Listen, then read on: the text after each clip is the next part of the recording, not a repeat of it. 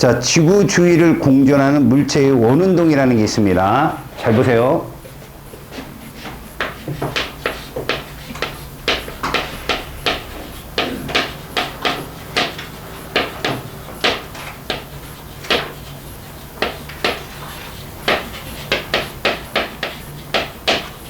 우리 이거 하나 보고 가자. 자, 힘이 있으면 뭐가 변한다고? 속도가 변해요. 이 속도가 뭐예요? 속도가 크기라는 속력값 있죠? 거기에 뭐가 들어가는 거죠? 방향이. 그런데 이걸 우리가 가속도라고 했고요. 그러니까 힘이 있으면 가속도가 존재하는 거예요. 근데 원운동이라는 게 뭐냐? 원운동은요, 두 가지 경우가 있어요. 속력은 일정한데 방향이 변하는 게 있어요. 이래도 속도가 변하는 거예요.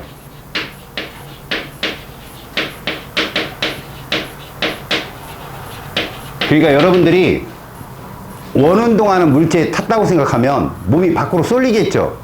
이렇게 쏠림을 느끼면 그게 힘이 있는 겁니다. 등속 운동은 굉장히 자연스러워요. 여러분들 지금 굉장히 자연스럽죠. 하지만 지구가 무슨 운동이에요, 사실은? 원운동을 합니다. 지구가 자전을 한다고요. 그런데 여러분들 못 느끼는 건 그 안에 들어있어서 그래요. 그리고 너무 큰 규모로 돌고 있기 때문에 우리 같은 소규모들은 그런 거에 대한 영향을 안 받는 거죠. 하지만 우주 밖에만 있으면요, 지구는 엄청난 속도로 돌고 있어요. 엄청나게. 빠르게. 그렇다고 지구가 공전한다고 우리가 밖으로 튀어나가지 않잖아요. 지구 중력이 있으니까. 그런데 우리가 작은 소소한 규모의 어떤 운동을 본다면 이런 걸 많이 묻는다. 우리는 이걸 제일 많이 볼 거예요. 두 번째, 속력도 변하고요.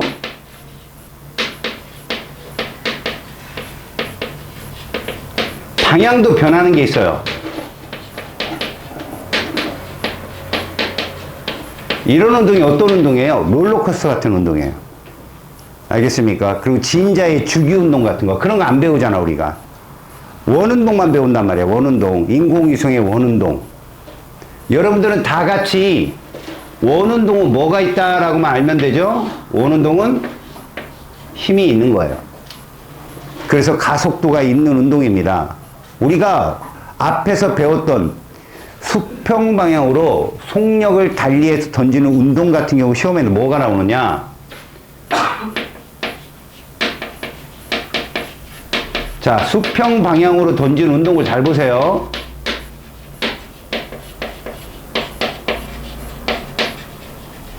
얘들의 특징만 알면 돼요. 얘만 시험에 나오니까. 그리고 이제 원운동하는 물체, 인공위성 궤도 운동에서 특징적인 것만 잡읍시다. 거기에 보시면 여러분 여러 가지 물체 운동이 있어요. 이렇게 있는데 여기가 이제 지표입니다. 근데 공을 던지는 거죠. 똑같은 공을 여기서 똑같이 던집니다. 똑같이 던지는데 높이에 따라 물체들의 이동 방향이 달라요. 높이에 따라. 예를 들어서 요거를 잘 봅시다. 여러분들은 수직으로 떨어지는 시간대를 보면 높이가 똑같으면 수평으로 어떻게 던지든 동일한 시간에 도착한다는 거 외우세요. 이거 굉장히 중요한 얘기고, 실제로 요 간격을 여러분들이 가만히 보면 요렇게 된다는 거죠. 요 간격이 요 정도에서 딱 세 개만 그릴게요. 그러니까 요 정도로 나가는 물체는 요 간격을 보세요. 요 간격이 얘는 똑같아요. 이렇게. 이런 식으로 떨어집니다. 왜 그러냐? 얘 성분 자체가 수평 성분은 속력이 일정하기 때문에 처음에 던진 속도에 의해서만 수평의 이동거리가 여기부터 여기까지 이렇게 잡히는 거예요. 수평 방향의 속도가. 자, 그런데 빨간 공은 이쯤 가 있는 거죠. 그럼 얘가 이쯤 가 있고 얘가 이쯤 가 있어요. 어때요? 빨간 공이 더 멀리 떨어졌죠. 그 다음 파란 공을 한번 보겠습니다. 파란 공은 요쯤 가 있어요. 그럼 얘가 이쯤 가 있고 그 다음에 이쯤 가 있고, 자 여기서부터 간격, 요 간격 보이죠? 요 간격만 딱 맞추면 돼요. 간격만 딱 맞추면. 어떤 색깔 공이 수평 방향 속도가 제일 빠르다? 파란색 공이 제일 빠르죠. 그러니까 뭐를 보냐면 여기에 있는 물체의 수평 방향의 속도와 수직 방향의 속도 변화를 보는 겁니다, 여러분들이. 수직은 똑같아요. 수직은 무슨 운동? 자유낙하 운동이기 때문에. 그래서 봐요. 수직 방향하고 수평 방향을 볼 때 너희들한테는 높이가 다른 놈의 물체를 안 내거든. 내면 내가 부연할게요. 여러분들 문풀 할 때.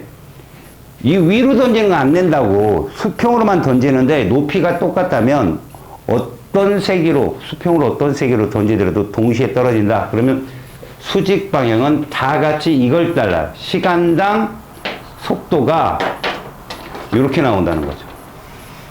자유낙하로. 알았어요? 등가속으로 떨어집니다.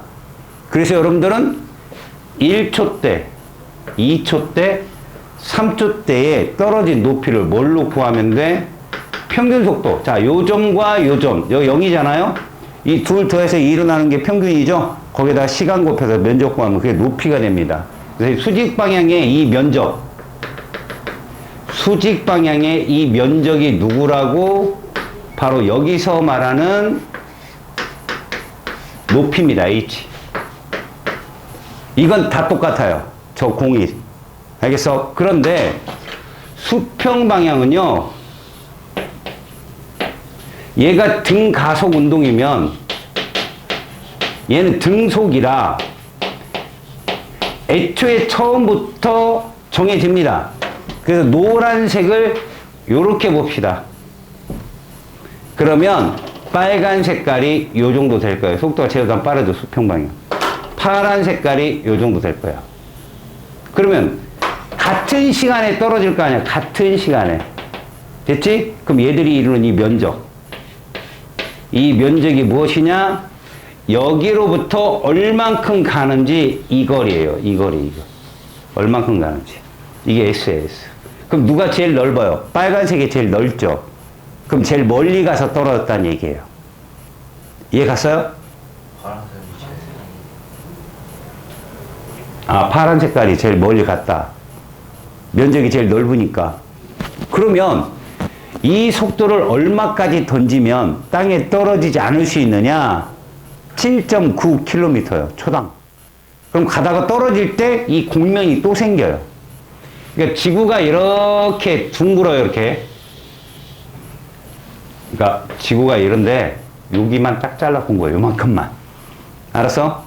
그럼 얘가 가다가 떨어지려고 그러면 다시 면이 생기고, 가다가 떨어지려고 그러면 또 면이 생기고, 그리고 영원히 떨어지지 않는 한 바퀴 도는, 이게 뉴턴 제1 운동 속도예요. 알겠어요? 거기 보시면 우리가 이제 우주 속도라는 게 있거든요. 지구를 한 바퀴 도는 속도가 뉴턴이 그랬어요. 무한히 빠른 속도로 쏘게 되면 이 지구를 한 바퀴 돌 수 있는 속도에 도달할 수 있다. 그 속도가 지구인들이 재보니까 7.9km/s였죠. 근데 7.9km? 예. 뭔 소리인지 초당 7.9가 뭐냐면요, 여러분. 우리가 항구에서 배가 이렇게 떠나잖아요. 바다로. 그래서 배 끝이, 맑은 날이에요, 여러분. 흐린 날은 100m 나가도 안 보여. 근데 해안선 끝으로 쭉 갔다가 그 배가 딱 사라지는 높이가 거기가 8km예요. 배에서도 항구가 안 보입니다. 물론 산은 보이겠죠. 꼭대기 높은 산은. 근데 항구가 딱 사라지는 그 순간. 그게 8km거든요. 옛날 사람들은 그게 뭐라고 그랬어요? 떨어진다. 지구는 네모나다. 라고 생각했던 게 그 거리예요. 그러니까 그 정도 가면 다시 평면이 시작된다고요. 그럼 계속 또 거기 7.9로 가겠죠. 그러다가 떨어질만 하면 다시 평면이 시작돼요. 이게 7.9예요. 이걸 지오이드라고 하거든요. 지구과학에서는. 둥근 정도예요, 그게. 이거를 집회에서 쏘게 되면요, 어떤 물체도 못 견뎌요. 다 타버리지, 공기 때문에. 그래서 300이나 400km 이상에서 인공위성이 이 속도로 돌아요, 지구를. 알겠죠? 지구랑 똑같은 속도로 돌기도 하고, 우리가 말하는 속도는, 첩보위성이요. 보통 그들은 극궤도 위성이라 하거든요. 우주를 관측하네, 어쩌네, 근데 인공위성 망원경이 지구를 향해서 이렇게. 지구 관찰하는 거예요. 딴 나라 뭐 하고 있나. 알았어요? 그러니까 그걸로 이제 앞으로 사업이 시작될 거예요. 인공위성이 도는 걸로. 그 인공위성에서 뭐 그런 것도 있답니다. 뭐 옛날에 뭐 이마트 있었고, 얼마트 있었고, 까로프 있었고 되게 많았거든요. 서로 회사에서 사진을 사는 거야. 한 달 정도의 그 매장에서 차가 들고 나는 걸 다 사진을 찍어서 그 사진을 사. 분석을 하면 매출이 나온대요. 차가 드나드는 거, 사람들이 드나드는 거, 이런 걸 분석하면 매출이 나온답니다. 그게. 그런 사진도 이제 사는 거죠. 아니면, 뭐 국가와 국가의 기밀 정보로 살 수도 있죠. 우주에서 찍는 건데 뭐, 선명하면 더 비싸겠죠. 그죠? 어디서 뭘 막 짓고 있어. 근데 길이가 남달라. 저거 비행장인데? 그러면, 저쪽에다 비행기들을 주력으로 만들겠군. 나중에 공격할 때 거기 공격하면 되잖아. 이런 식인 거. 그리고 실제 여러분, 메타세콰이아라는 나무 알아요? 가로수에 흔해요. 삐쭉하게 자라는 나무 있잖아요. 겨울 되면 낙엽도 떨어져요. 그 나무가. 이게 이제 수목원 같은 데 가면 되게 많아요. 메타세콰이아가. 우리 대전만큼 그렇게 많은 데 없을걸요? 그렇게 가로수, 그 나무 뿌리가 거의 뭐 다 작살 내놓는다는데, 그 딴 도시에서는 뺐다고 그러는데, 뽑아냈다고. 근데 그 메타세콰이아가 원래 이 세상에 없는 식물이었어요. 근데 미국이 첩보위성으로 중국을 관측하다가 보니까 어떤 산에 전혀 이상한 모양의 숲이 있는 거예요. 모양이 좀 이상한. 그래서 식물학자들을 불렀어요. 저게 무슨 나무냐? 그들도 몰라요. 저거 비밀기지다. 그래가지고 거기를 관찰을 계속했어요. 더 친밀하게. 그랬더니 나무 모양이 나온 거야. 그래서 식물학자를 또 불러서 이 나무가 어떤 나무인지 봐라. 인조로 만든 나무. 인조는 아니다. 이거 우리가 인간들이 멸종했다고 생각된 메타세콰이아 나무다. 근데 그걸 이제 확인을 해야 될 거 아니에요? 중국도 모르는 거예요. 중국도 워낙 땅이 넓으니까 몰라갖고 그 식물학자들끼리 이렇게 교류를 하는 민간 협력을 통해서 이제 갑니다. 미국 학자들이. 그리고 거기를 가요. 우연히 하는 것처럼 가정해서 그걸 첩보위성으로 보고 갔다고 그러면 걔들이 기분 나빠할 거 아니야. 그러니까 뭐 막 얘기하면서 유도하는 거지. 그 숲으로. 거기에 뭐 조사한 적 있냐 어쩌고 하면서 쓱 가서 발견해가지고 전 세계로 퍼뜨린 게 지금 메타세콰이아예요. 우주 비밀, 중국의 비밀기지인 줄 알았다가.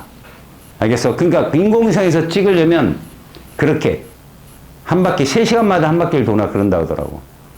그래서 그거를 전 세계로 관측할 수 있다고. 중요한 건 같은 높이에서 던지는 이 수평속도 있지. 이거 무슨 운동이라고 이건? 등소운동이야 이거는. 알았니? 등소운동. 이건 등소운동이다. 알았어? 명심해라. 수직 방향은 자유낙하다. 등가속 운동이고. 자, 거기 지구 주위를 공전하는 물체의 운동이 있잖아. 원운동. 이 원운동도 무슨 운동이야? 분명히 얘도 가속도 운동이야. 다시 말해서 속도가 변한다고. 그럼 뭐가 있다는 거야? 힘이 있다는 거지? 그 힘이 누구냐는 거야. 지구의 중력이라는 거다. 알겠지? 운동 방향, 그 그림에 보면 운동 방향이, 봐라. 이게 지구라면 달이 이렇게 돈다고 생각하잖아, 달이. 그때 이 접선 방향이 운동 방향이거든? 그럼 달이 어느 정도 오면? 얘는 접선 방향이 이쪽이거든. 이렇게 속도, 방향이 자꾸자꾸 변하는 것도 뭐라고? 가속도 운동인 거고, 그때 이렇게 지구 중심을 향해서 이렇게 작용하는 이게 뭐라고? 지구가 당기는 중력인데, 이게 일종의 구심력이라는 거야. 일종의 구심력. 알았어요? 중력이 있어서 달이 원운동을 하는 거예요. 원운동도 등속력 운동이 아닙니다. 무슨 운동이라고? 가속도 운동이에요. 힘이 있는. 알겠지? 그리고 인공위성도 그런 식으로 맨 밑에 원운동을 표현해 줬는데, 원운동은 어떤 사람이 줄을 달고 물체를 돌린단 말이야. 그럼 줄에 걸리는 힘이 장력이지만 그 장력의 원천이 중력, 그 구심력이에요. 중심으로 내가 버텨 돌리잖아요. 그죠? 근데 끊어지면 어떻게 될까요? 접선 방향으로 날아가요. 알겠어요? 그래서 그 힘을 이용하는 올림픽 선수가 누굽니까? 원반 던지기 선수죠. 그렇잖아요. 그래가지고 최대로 자기 옆선 했다 놓는 거야. 놔야 날아가겠죠. 여기서 보면 이 옆에 심판 쳐다봐서 그 얼굴 맞춰. 이렇게 날아가는 방향으로. 그리고 너희들은 그걸 본능적으로 알아요. 모든 스포츠에 다 있으니까. 예를 들어 농구를 하는데 포물선을 그리잖아. 야구를 하는데 투수가 공을 놓는 선. 그럼 어디로 날아가겠다 느낌으로 알잖아.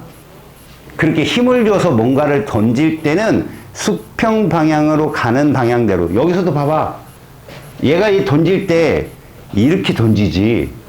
이렇게 던지면 안 되잖아. 저 위로 올라가 버리니까. 그렇지? 그러니까 그런 운동들. 알았습니까? 그런 것들로 여러분들이 이걸 해석해 주면 되겠다.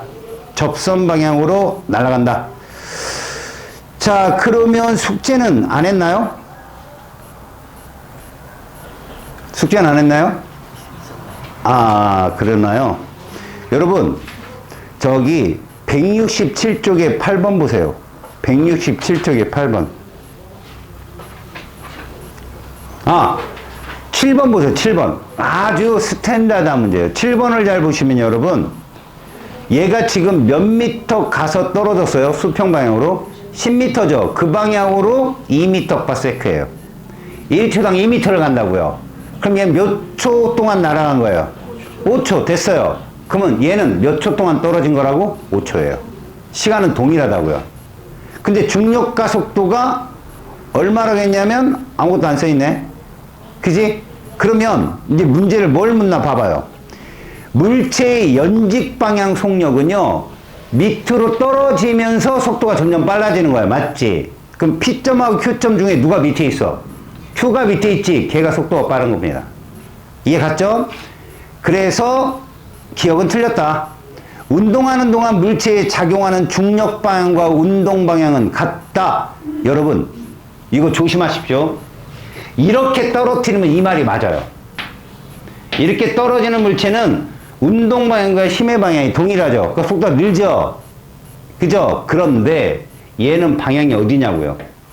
노란색 같은 거 이 방향이죠. 봐봐요. 이 방향과 힘의 방향이 같아요? 힘은 아래인데. 그지?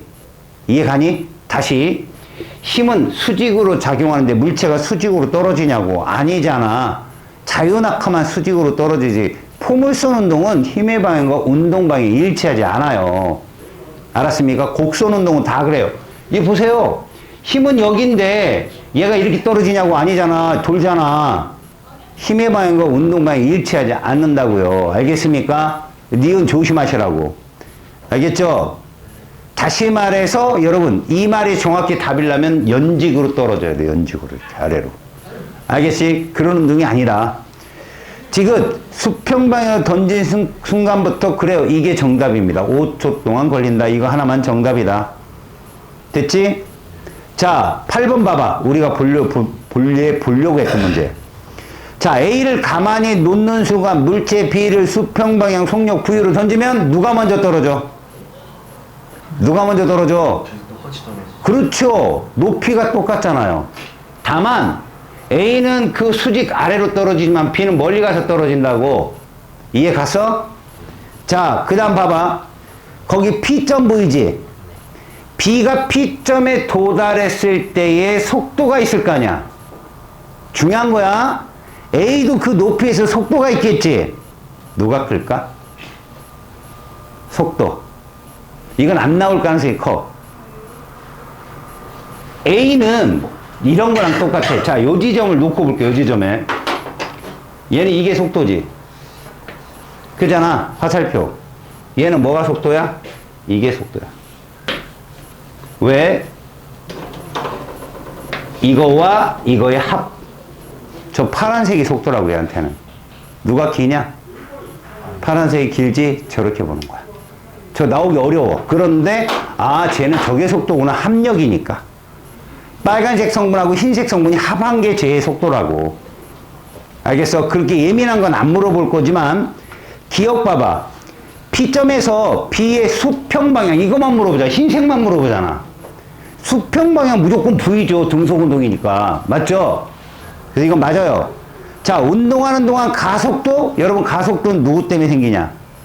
수직하는 중력 때문에 생기는 거지. A, B의 중력은 다 똑같이 작용하지. 다시 말하면 지금 가속도를 묻는다는 건 수평 방향을 물었겠냐고. 아니지. 얘는 속도 변화가 없는데 수직 방향을 물어서 얘나 같다고. 같은 높이에선. 그래서 둘 다 같다가 정답이다. 힘이 어떠냐고 물어본 거야. 얘들아, 가속도 왜 생겨?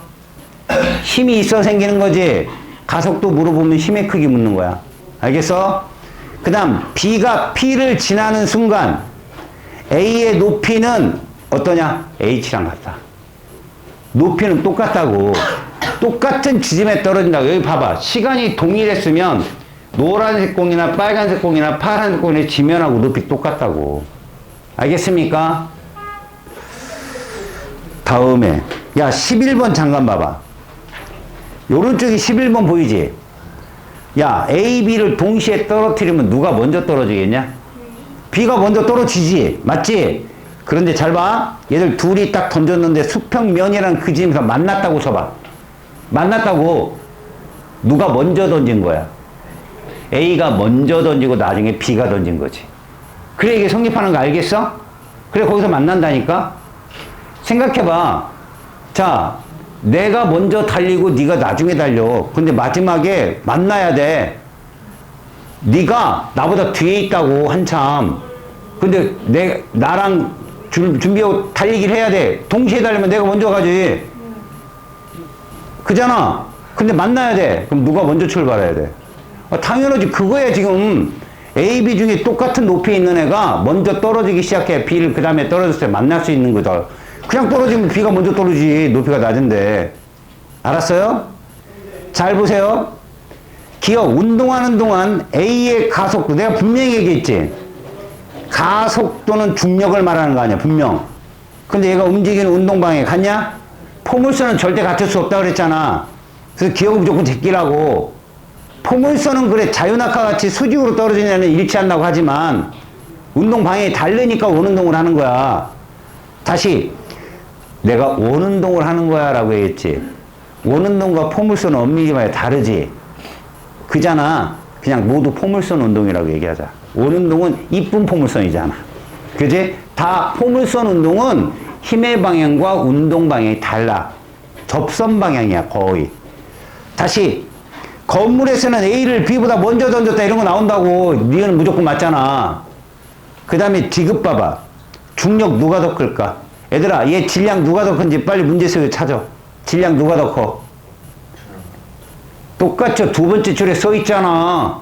이거 못 읽으면 끝나는 거지 네. 중력 똑같아 그래서. 알겠어?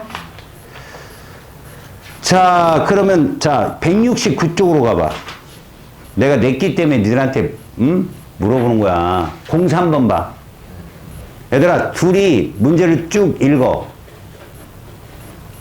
자 거기에 중요한 말이 있어. 얘들 둘이 만났다는 거야. 이 그림은 만났어. 이해하니? 그러면 A, B가 높이가 어떤가 봐봐. 똑같지? 어떻게 던졌다? 동시에 던진 거야. 높이가 똑같은데 밑에서 만나려면 동시에 던져야 돼. 맞지? 높이가 낮으면 높은 놈이 먼저 던지는데 높이가 똑같으면 동시에 던져. 동시에 던지는데 봐라. A, B 중에 누구한테 가까운 데서 딱 만났어? A 쪽과 가까운 데서 만났지? 그럼 누가 수평 속도가 더 클 거야? B가 빠르겠지 더. 이해 갔어요? 그런 거라고. 알겠냐? 자 그렇다면 속도가 누가 빠를까? A, B 중에 B가 빠르지? 몇 배? 그렇지. 시간은 똑같은데 맞지? 속도는 1대2다. 니은 정답이야. 그럼 기억 조심해. 기억 어떨까? 가속도라고 물어봤어. 중력이라고 안 물어봤어 얘들아. 가속도는 모두 G잖아. 모든 물체가 중력 가속도 똑같잖아. 그래서 기억은 틀렸다. 동일하다가 정답이야. 이거 동일한 거 조심하라고. 다음 디귿. 중력. 야 질량. 빨리 질량 어디 써있나 빨리 찾아. 질량, 정보. 찾았어? 그렇지. 누가 더 크대? 그래. 그럼 너 니들 A한테 맞는 게 아플까? B한테 맞는 게 아플까? 중력은 달라. 맞을 때 아픈 정도야. 중력은 다른데 동시에 떨어지는 게 이게 특징이라고. 외우라고. 중력은 분명히 다르다니까? 탁구공이나 볼링공이나 동시에 떨어진다니까? 맞으면 누가 아파? 볼링, 그게 중력이 큰 거라고. 질량에다가 중력 가속도를 곱한 값이 중력인데 그 가속도가 똑같다고. 알았어? 답은 1번이 지구와 생명체를 구성하는 원소의 생성입니다.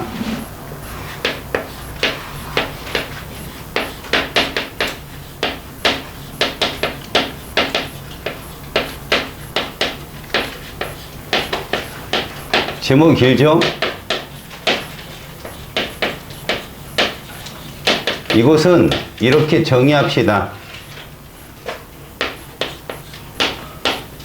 우주 초기에 어떤 원자가 만들어지죠? 수소하고 헬륨 만들어지죠? 그럼 이 이후에 무거운 원소는 어떻게 형성되었을 거냐는 거죠. 자, 얘가 우주에서 한참 지난 후, 폭발 후, 알겠습니까? 얘보다 무거운 원소들,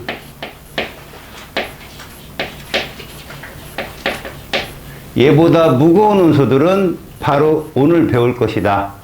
근데 이게 지금 우주 초기는 고온과 고밀도 상태이기 때문에 저게 만들어졌잖아요. 근데 시간이 흐르면 온도는 어떻게 됩니까? 떨어지게 됐죠. 그죠? 우주가 팽창하니까. 그럼 이 무거운 원소는 바로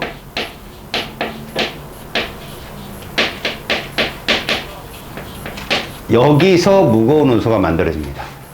별이 만들어지면서. 알겠지? 그 첫째 단원에 여러분들 별의 진화와 원소의 생성 이런 말 들어있잖아요. 우리가 첫 번째로 배울 게 별의 별. 이 별도 태어나고 살고 죽는 수명이 있습니다. 기간이 있고.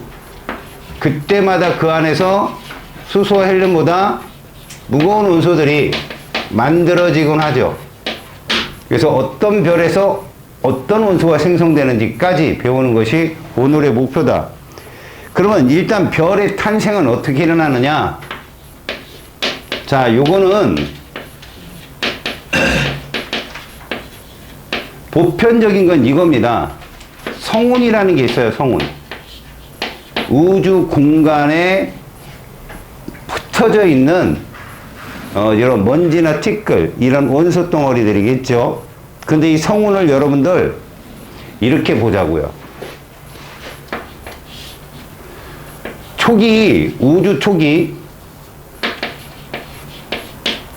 초기의 성운은 주요 성분이 수소와 헬륨이에요.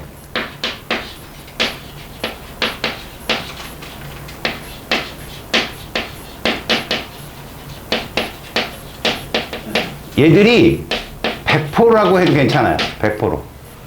알겠어요? 이 성운의 초기 상태는 수소 헬륨인데 나중에 이러한 애들이 별을 만들잖아요. 정말 오래 걸립니다. 수소와 헬륨이 있다고 해서 무조건 별이 되는 게 아닙니다. 얘들이 스스로가 회전을 시작해야 되는데 그러려면 밀도가 크게 형성이 돼야 되거든요. 다시 말해서 여러분, 저 성운이 만들어질 때는 우주에서 제일 마지막에 나오는 힘이다 해가지고 중력이 형성이 돼요. 저 때. 알았습니까? 우리 강한 핵력이 있고, 여러분들 강한 핵력이라는 건 결합 에너지를 뜻하는데, 그건 여러분들 저기 뒤에 가서 별의 핵에서 원소들이 왜 자꾸 무거운 원소를 형성되는지 그 원리를 알 때 보거든요.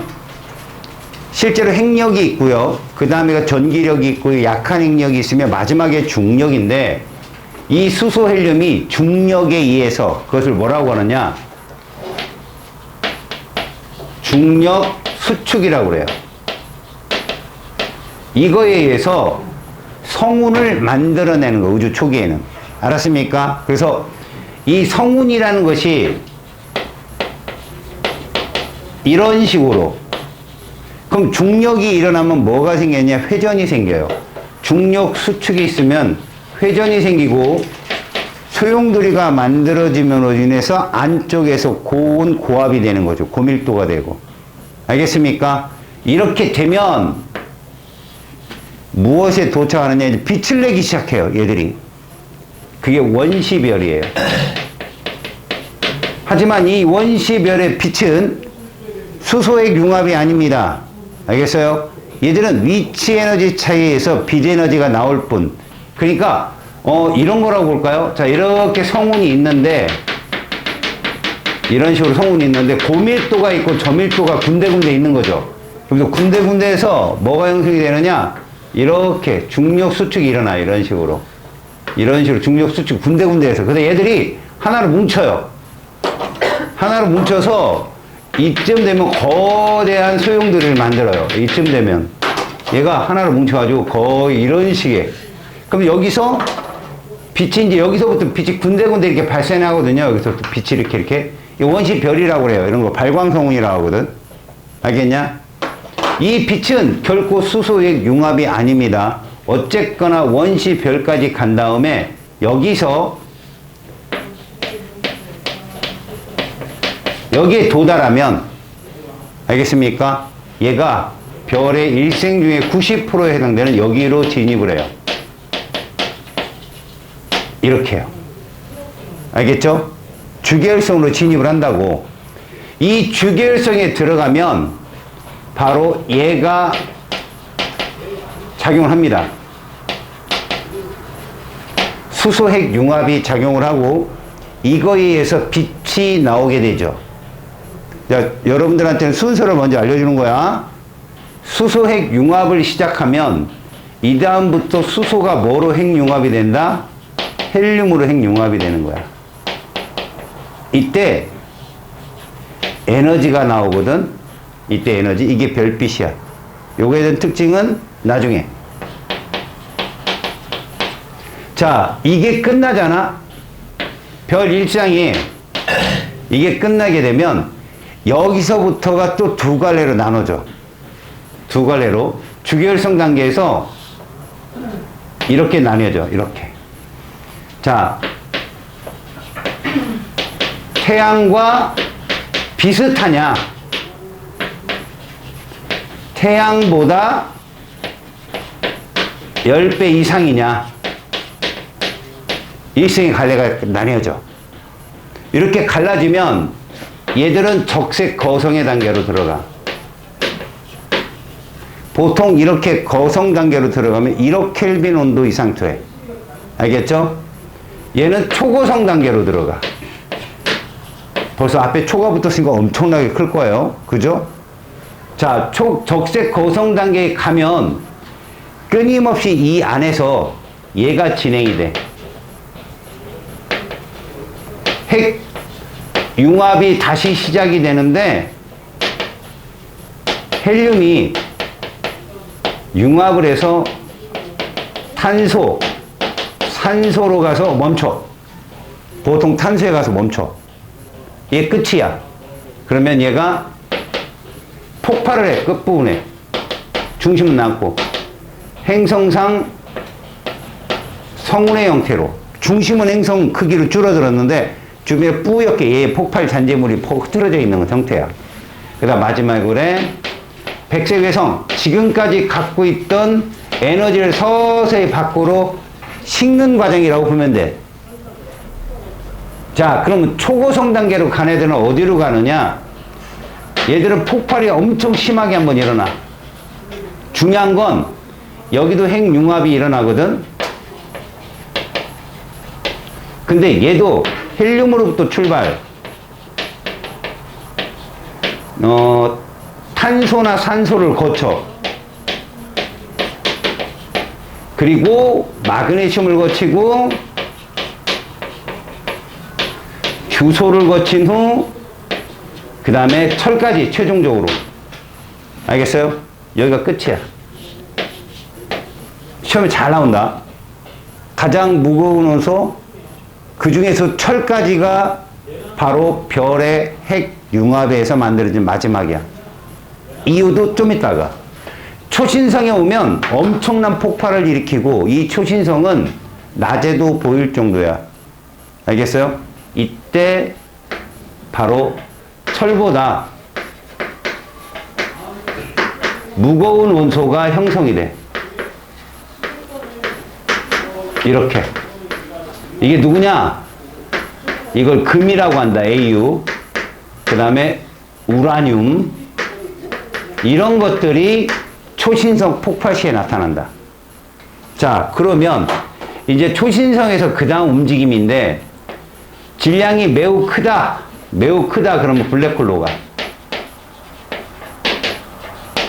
질량이 좀 그래도 좀 얘들보단 적다. 중성자 별로 가고. 자, 지금까지 별의 일생을 써놨어. 자, 중요한 게 뭔 줄 알아? 제일 많이 출제자들이 물어보는 건 이런 별의 일생이 쭉 진행이 되는데 얘와 얘의 차이야. 얘는 이 과정이 천천히 일어나. 얘는 빠르게 일어나.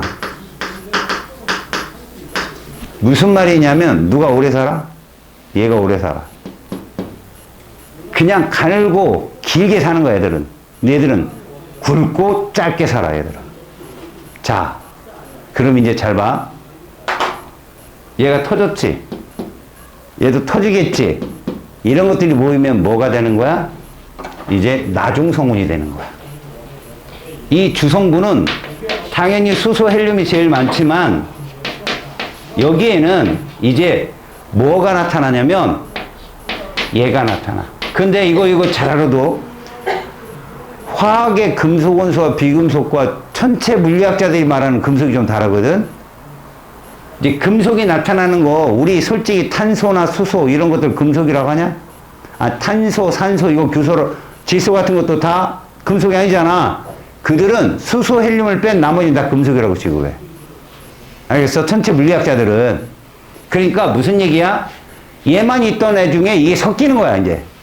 여기 해당되는 애가 누구라고? 이제 뭐, 탄소도 이제 섞여 있을 거고, 산소도 있고, 리튬도 있을 거고, 거긴 금도 있을 거고, 그 다음에 뭐, 우라늄도 했던 온갖 잡동사니들이 주변에 뭔가의 그 충격파에 의해서 얘들이 몰려올 거야. 우주에 퍼질 때. 그럼 성운의 구성 성분 자체가 달라져. 이러면 이게 엄청 빨리 형성이 돼. 그때는 수소 헬륨이니까 엄청 가벼운 놈끼리 돌아니까 얼마나 오래 걸리겠냐. 초창기에 별은 굉장히 오랜 시간이 걸렸었어. 근데 그 이후로 이런 일생을 한번 겪고 폭발이 일어나서 새로운 원소들이 유입이 되면서 엄청 빠르게 이 현상이 극복이 되는 거야. 엄청 빠르게. 알겠어요? 그래서 이런 것도 군데군데 처음에는 하나밖에 하나 형성되기도 되게 어려웠다고요. 근데 별이 한두 개씩 생기면서 알겠니? 이런 현상이 생기고 그런데 간과하지 말아야 될 거. 이렇게 우주가 쭉 진행이 되면 선생님 꼭 그런 애들이 있어. 이거 나중에 어떻게 돼요? 이론적으로는요. 여러분 이론적으로는 얘는 검은색 외생이 돼요. 외성. 검은색 외성. 알겠어요? 백색 외성 정도 되고 검은색 외성 되면 이제 빛이 다 빠져나간 애들. 그 애들은 중력이 엄청 세기 때문에 주위에 지나가는 애들 막 땡겨요. 그래서 이론적으로 딱 충돌하잖아요? 그럼 초신성 같은 폭발이 일어날 거라고 얘기를 해요. 그래서 퍼져나간다. 주위로. 그러나 본 사람이 없다. 그리고 우주에서 발견된 적이 없다. 뭔 일일까요? 여기까지는 갔지만 더 진행된 나이가 아닌 거예요. 우주 나이가. 알았어? 얘들도 블랙홀, 스티븐 호킹 박사는 쌍생자설에 의해서 얘도 서서히 질량이 빠져나온다고 그랬어요. 서서히. 얘도 사라져요. 사라진 블랙홀을 본 적이 없다 해요.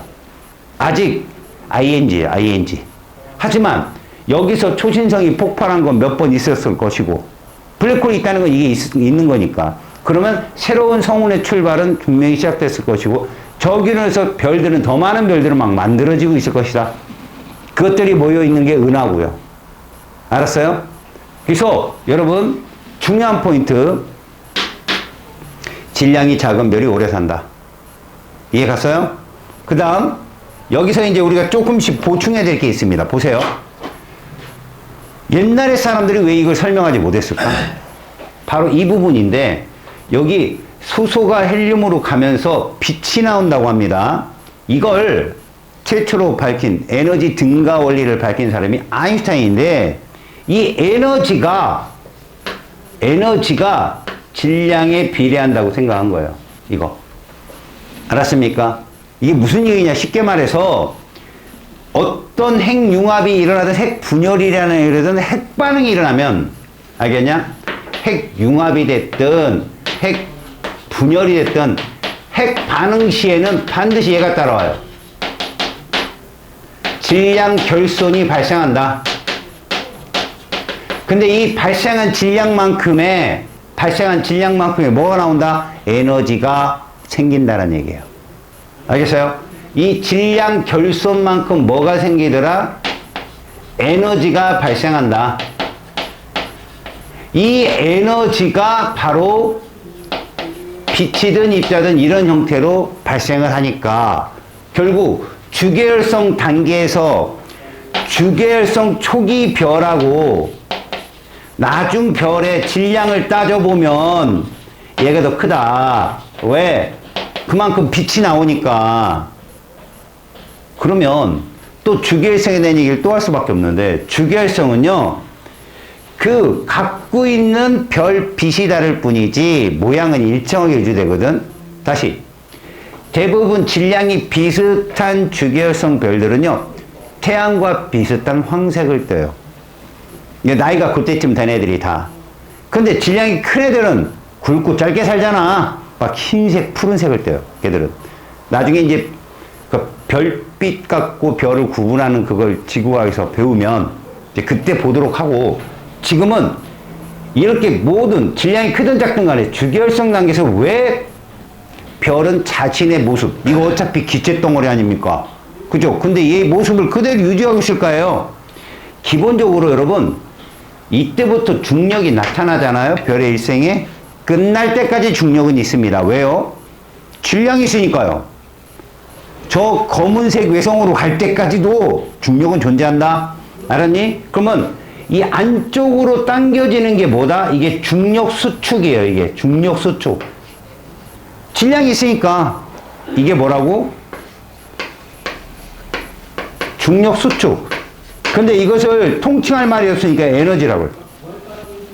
그런데 핵융합을 통해서 내부에서 바깥쪽으로 뭐가 형성된다? 내부 에너지가 나오는 거야. 밖으로. 핵융합에 따른 내부 에너지가 발산량이 나오는 거지. 이게 균형을 이뤄서 별이 동그랗게 보이는 거야. 그냥. 야, 이런데 어떤 색깔이 점점 줄까? 야, 둘 다 줄어. 왜? 얘도 질량이 줄잖아. 그리고 얘도 중심에 수소가 줄잖아. 수소가 줄면 더 이상 빨간색의 에너지를 내보낼 게 없잖아. 그러니까 수소는 거의 0에 가깝게 주는데 중력은 그만큼 많이 안 줄잖아. 그러니까 누가 더 센 거야? 중력 수축이 더 센 거지. 알겠냐? 문제는 이런 상태에서 내부 에너지가 소멸되고 중력이 수축되면서 한번 팽창이 일어나거든. 빵 하고. 이 팽창이라는 건 적색 고성과 초고성의 단계인데 이 정도 가면 1억 켈빈 온도 정도 되는 거래. 1억 켈빈 온도. 1000만 켈빈 이런 건 상관없어. 알았어?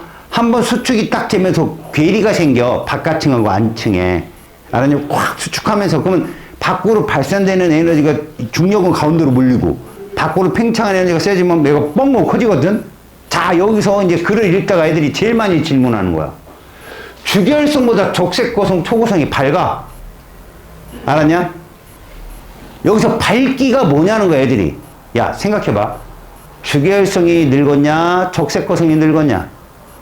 적색거성이 늙었지, 나이적으로 따지면. 에너지 약하지. 근데 밝다와 에너지, 이걸 모르니까 여기서 헷갈리는 거야. 내 말을 들어봐. 요거는 참고다. 생각해봐. 여기에 선생님이 빛의 입자, 이걸 뭐라고 할까, 요거 하나를? 빛의 입자, 광자라고 설명을 할 거야, 광자. 빛의 입자성으로 설명을 할 거라고. 이쪽에, 빨간색 빛 4개를 놨어, 이렇게. 자, 그냥 칭하는 거야. 얘 하나당 2만 원이래. 이 에너지를 보통 한유라는 말을 쓰는데 그거 하지 말고 그냥 2만 원이래. 얘 광자 하나의 에너지가 7만 원이래. 아, 5만 원 하자. 너무 세다. 자, 얘들아, 무슨 말이냐면, 너희들 빨주노초 파남부 중에 누가 에너지 제일 세다겠어? 그래, 보라색은 자색이잖아. 그 옆에 있는 게 자외선. 빨간색 적색은 그 옆에 있는 게 적외선. 결론적으로, 빨주노초 파면 빨간색이 제일 약하다는 거야. 지금 봐봐, 에너지적으로. 자, 여기 총 몇만 원이 있어? 8만 원이 있다. 여기 몇만 원이 있냐? 20만 원 있네. 에너지 세죠, 당연히. 이해 갑니까? 적색 거성이 왜 적색이 있어요? 붉은색을 띠니까 적색 거성이죠. 알겠습니까? 얘들 한창 때 잘 나갔던 흰색 띠고 푸른색 띠고 이랬던 애들이야. 이해 갔냐? 그러면 밝기가 뭐냐면 잘 봐요, 여러분. 여기 광자가 몇 개 있어? 4개 있죠? 여기 몇 개 있어? 4개 있죠? 우리는 밝기를 얘기할 때는 이렇다고 얘기해요. 밝기는 똑같다고요. 알겠습니까? 밝기가 뭐라고? 세기예요, 세기. 빛이 세지는 거죠. 세지는 건 광자의 숫자가 많아지는 거지 에너지가 세지는 게 아니라고요. 얘 6개 정도 있으면 얘가 밝아요. 근데 에너지는 어때요? 얘보다 약해요. 그치? 그러니까 적색화성되면 일단 덩치가 커지니까 표면적이 넓어지잖아. 우리도 후레쉬 이만한 거 들었다가 이만한 거 들으면 엄청 밝아 보이잖아. 그거예요. 근데 에너지, 입자들의 에너지는 약하다는 얘기예요. 알겠죠? 그리고 흔히 그런 얘기를 해요. 커지면 바깥쪽에서 막 핵융합이 일어나냐? 아닙니다. 핵융합이 일어나면 여러분 이걸 잘 보세요. 왜 초기만 이게 원자들이 형성되고 나머지는 생성이 안 됐겠어요? 고압이 필요해요. 그래서 별의 내부에서만 일어납니다. 핵융합은. 알겠어요? 바깥쪽에는 안 일어난다니까? 걔들은 그냥 에너지 복사층이에요. 복사층. 복사층에다가 표면에 나가는 팽창. 그러니까 표출구밖에 안 되는 거죠. 표면에 있는 애들은. 알겠습니까? 걔들이 안쪽으로 끌려 들어와서 이게 아니에요. 헬륨 핵융합이 다시 시작되려면 엄청난 고온고압이 형성되고 그에 의해서 에너지가 방출이 됩니다. 내 말 들으세요. 핵융합을 하면 에너지가 방출된다. 그럼 무슨 얘기냐?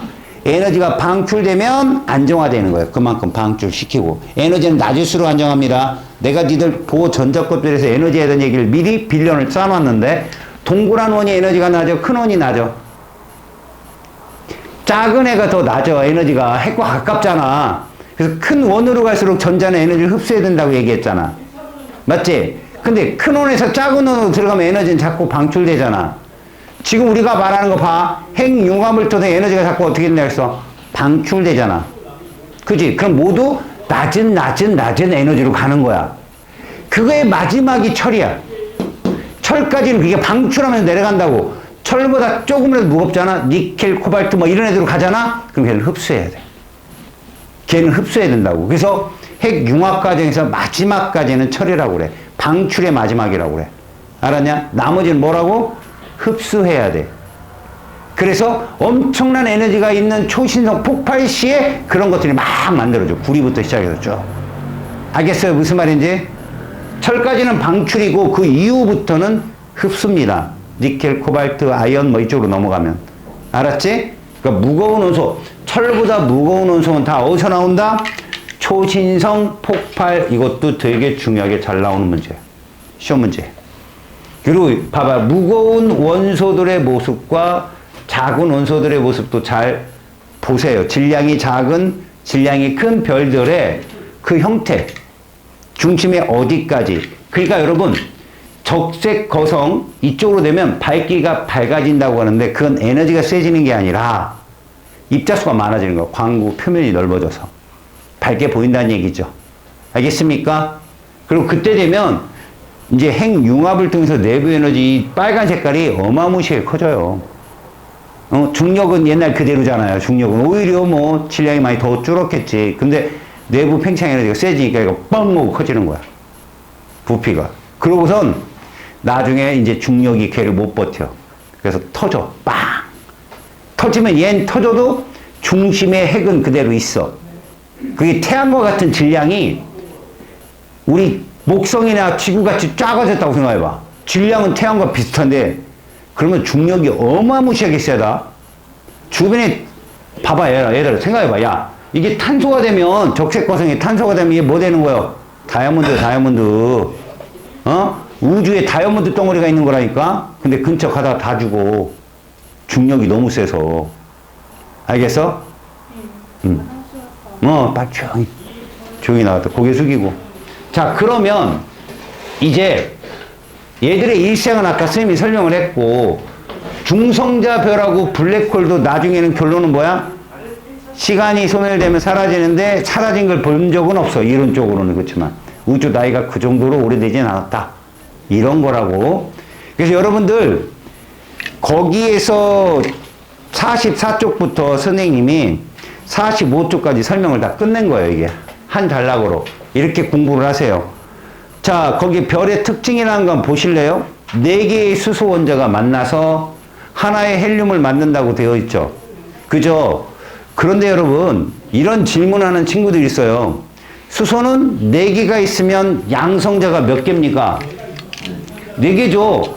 1번 수소짜리 1자리를 4개가 반응해서 2번 헬륨 4자리를 만들면 양성자 4개가 만나서 이렇게 된다는 얘기인데, 선생님 그럼 질량 결손이 아니라 질량이 더 필요하잖아요. 왜?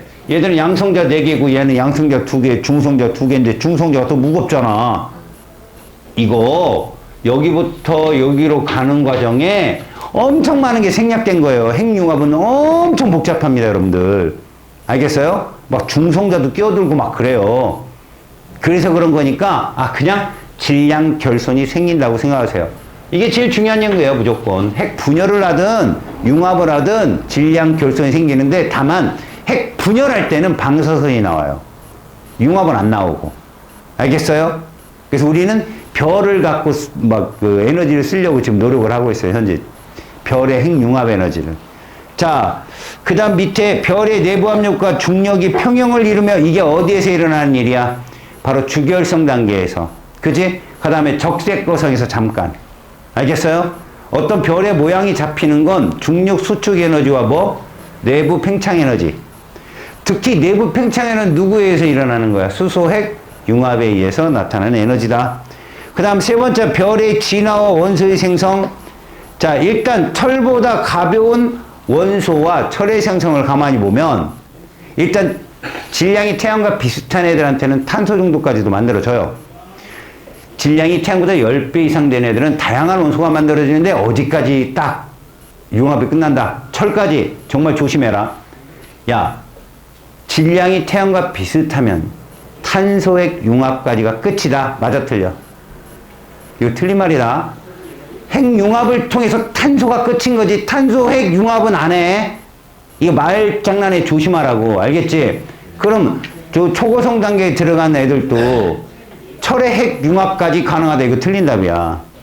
융합을 통해 철까지만 딱 만들어지고 끝나는 거라고. 알았냐? 명심해. 그래서 거기 페이지 45쪽에 보면 수소핵 융합으로부터 헬륨핵 융합 반응, 그 다음에 핵 융합 중단, 이런 과정이 써 있어. 이것이 누구 단계야? 태양 단계라고 보면 돼. 태양 단계. 그러니까 이 태양보다 질량이 작은 건 별 없냐고. 있어. 걔들은 갈색 위성으로 되고도 막 그래. 자세히 배우지 말고 모티브가 되는 딱 2종류만 보자고. 태양과 비슷한 애, 걔보다 질량이 큰 애. 알았어요? 태양과 비슷하면 거기 헬륨핵 융합 반응이라는 그 단계가 바로 뭐야? 적색 거성 단계인 거야. 그 전까지는 수소핵 융합 단계, 주결성 단계. 그게 90% 이상이야, 별의 일생에. 알겠죠? 그래서 핵 융합 반응이 중단된다는 건 더 이상의 고압을 만들지 못하는 거야. 탄소나 산소까지 만들어진 상태에서 더 이상의 고압을 못 만들어서 핵융합을 못할 그 정도의 중력이 없는 거지, 이제. 그래서 그 상태에서 폭발해버려, 내부의 팽창 에너지가. 그래서 겉에 있는 수소나 이런 것들, 헬륨 이런 것들이 다 날아가. 그때 이제 탄소나 산소도 일부가 날아가겠죠. 그럼 가운데는 탄소 덩어리가 뭉쳐있는 거지, 다이아몬드가 딱. 근데 생각해봐요. 엄청난 태양 크기의 그 기체 덩어리가 이제 탄소로 뭉쳐갖고 지구나 목성형 크기 정도로 줄었다면 걔들 주변은 장난 아니에요, 중력이. 지나가는 행성들 다 때려박을걸? 그래서 둘이 때려박았을 때 엄청난 폭발이 일어날 거라고 예상을 해요. 초신성 폭발만큼 엄청난 폭발이 일어날 거다. 걔들은 그래도 에너지가 뭉친 덩어리니까. 그리고 그 중력에서 끌려 들어가면 아주 작은 입자도 엄청난 힘을 내게 됩니다. 알겠습니까? 그 정도로. 그러면 이제 그 그림 보이죠? 맨 중심에 탄소, 수소 있고 그 위에 헬륨 있고 마지막에 수소 있잖아요. 그죠? 이게 태양이 질량이 태양과 비슷한 별들의 모습이에요.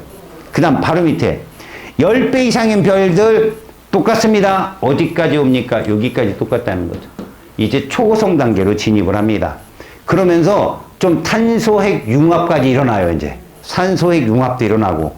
그래서 마그네슘을 거쳐서 저 멀리 황, 규소를 지나서 철까지. 그러니까 여러분 중심으로 갈수록 무거운 원소인 거예요. 알았습니까? 밖으로 밀려나는 거지 애들이 점점점. 이해갔냐? 이래서 엄청나게 빠르게 질량이 줄어버려. 그럼 중력 수축도 엄청나게 약해지거든. 그러면 그 에너지가 얘를 폭발을 시켜버려. 양도 대단한 데다가 폭발도 심하니까 초고성. 그래서 실제로 우리나라에도 세종실록에 하늘에 태양이 둘 떠 있다고 써 있어. 물론 유럽에도 그걸 발견해가 티코 브라헤고. 알았냐? 근데 그런 거야 지금 얘가. 그래서 핵 융합 반응이 나중에 중단이 되는 상태가 오면 이런 것들은 슬슬 블랙홀이나 어디로 간다? 중성자 별로 가는데 블랙홀은 간단한 이치야. 엄청난 큰 질량이 있다가 없어져 봐. 그 공간을 메워야 될 거 아니야. 그지? 그래서 블랙홀이 생기는 거야. 근데 질량이 너무 컸던 애가 사라져 버렸기 때문에 그 중심의 질량, 걔가 공허한 그 자리. 그러니까 우리가 보통 빈 병을 물속에 커다란 물속에 집어넣고 꼴꼴꼴 빨려 들어가잖아. 그런 식이거든. 공간이 생겨버리면서 빛까지도 끌려 들어가. 알겠어요? 그래서 어둡게 보인다. 블랙홀. 특히 중요한 거 얘들아. 어떤 단계에서 철보다 무거운 원소가 생긴다고? 초신성 단계야. 이때 우주로 딱 퍼뜨려 나간다. 자, 146쪽에, 그냥 46쪽에 뭐가 있냐면, 별에서 생성된 원소의 방출이라는 게 있어. 보이냐? 거기 보면, 질량이 태양과 비슷한 별의 최후 모습 해가지고 그림 두 개 보이지? 하나는 행성상 성운이 있고, 또 하나는 초신성 폭파로 남은 초신성의 잔해라고 써있지? 이 두 개 그림 가끔 잘 나와. 그림 외워놔. 그 행성상 성운은 좀 중앙에 좀 시커먼 게 있잖아. 그치? 그런데 초신성 폭파로 남은 잔해는 흐트러져 있어. 그냥 아예. 무거운 원소들이. 알겠죠? 그리고 그 잔해 속에서 좀 있으면 얘가 빨려 들어가서 중성자별이 되든가 아니면 뭐 블랙홀이 되든가. 알겠습니까? 자, 그러면 이제 페이지 47쪽.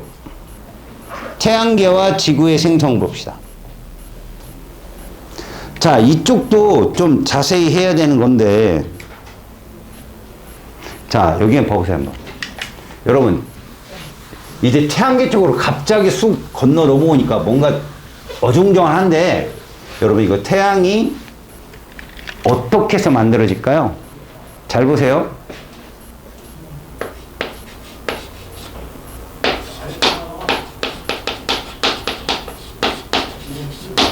태양계와 행성들이야. 거기 있는 지구의 형성인데 우리가 사는 지구 시스템이니까 얘만 보겠다야. 근데 우리가 별의 탄생을 봤잖아. 지금 뭐부터 출발했냐? 성부터 출발했잖아. 근데 이 태양계는 지구형이 있단 말이야. 그럼 이 성운은 초창기 성운이 아닐 거라는 거지. 그지? 여기에는 당연히 수소 헬륨이 제일 많았겠고, 그지? 얘가 제일 많겠죠. 그 다음에 이제 철도 좀 있을 거고요. 니켈도 좀 있을 거고요. 이렇게 되겠죠. 무거운 원소들이 많을 거라는 거지. 알겠냐? 이런 성운이 무엇을 통해서?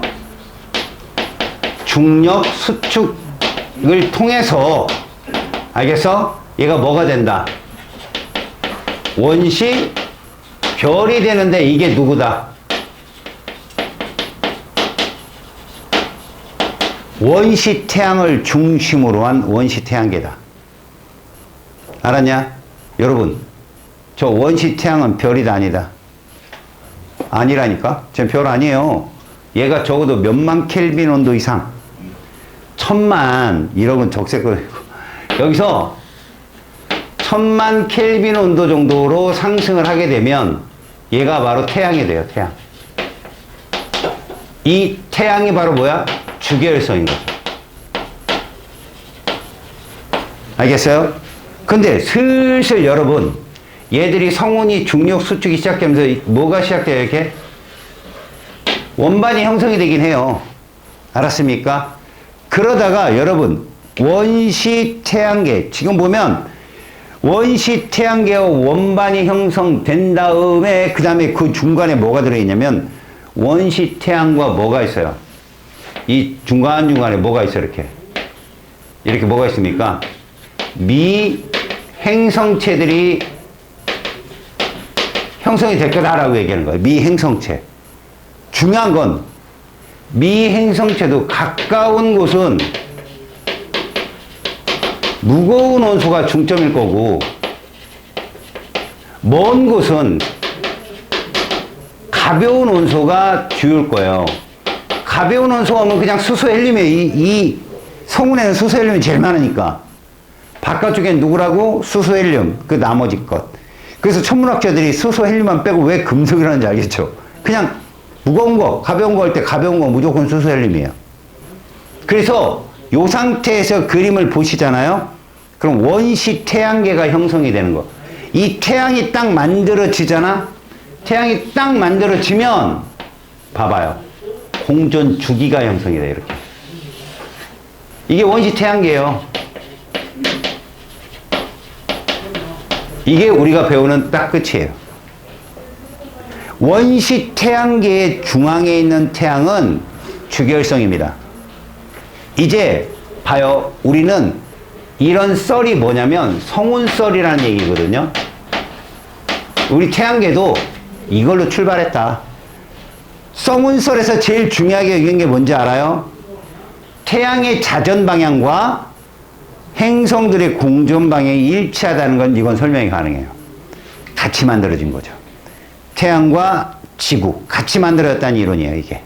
알았습니까? 그러니까 태양이 도는 방향으로 얘들 같이 돈다는 거지. 이게 성운설이야.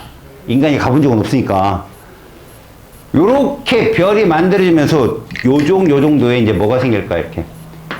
미 행성체들이 만들어진, 이게 아직 만들어진 게 아니야. 알았냐? 이게 외부에서 막 행성들도 엄청 달려들 거고, 찌꺼기들도 많이 남아있을 거니까 막 끌려 들어간다고. 충돌이 일어나고, 마그마 불바다 거의, 불바다처럼 형성이 돼요. 그래서 여러분들 지금 여기는 순서대로 쭉 외우세요. 제일 먼저 얘들이 형성이 되는 게 뭐라고 있어? 태양계 성운을 형성해야 됩니다. 알겠죠?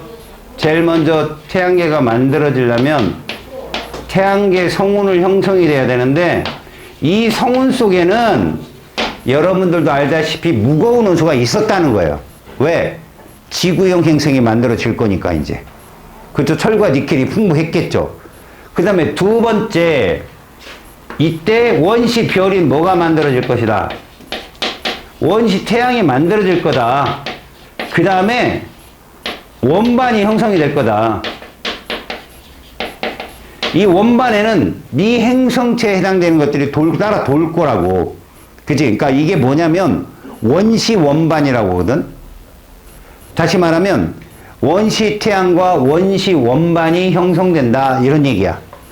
알겠어? 그리고 이 원시 원반에서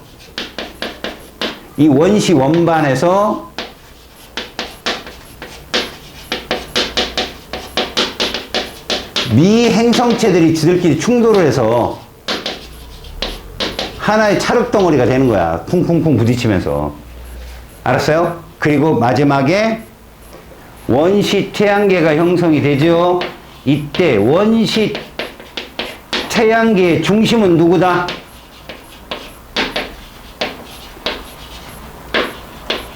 중심은 태양이 있을 거 아니냐? 이거 주계열성이다. 알았냐? 얘는 이미 별의 진화로 들어간 거야. 알았지? 요걸 확인하도록. 자, 그 다음에 이제 이런 행성들을 구분을 할 거 아니냐, 거기에 보면. 그지?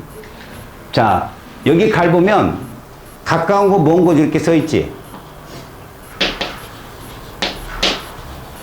행성을 분류하면 일단 태양과 가까운 무슨 형 행성? 지구형 행성이 있고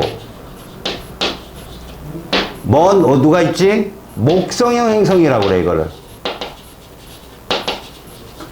자, 이때 지구형은 여러분도 알다시피 수성, 금성, 지구, 화성을 뜻하고 목성형은 목성, 토성, 천왕성, 해왕성을 뜻해. 중요한 건 지구형의 성분이 뭐냐고. 얘들의 성분. 철과 니켈. 얘들의 성분은 수소와 헬륨. 알겠냐? 다시 말하면 철과 니켈과 수소, 헬륨을 보면 가벼운 원소, 무거운 원소로 돼 있다 이거지. 알겠어요? 그게 되게 중요해. 근데 얘들 보면 이제 특징적인 게 있어. 크기부터 볼까?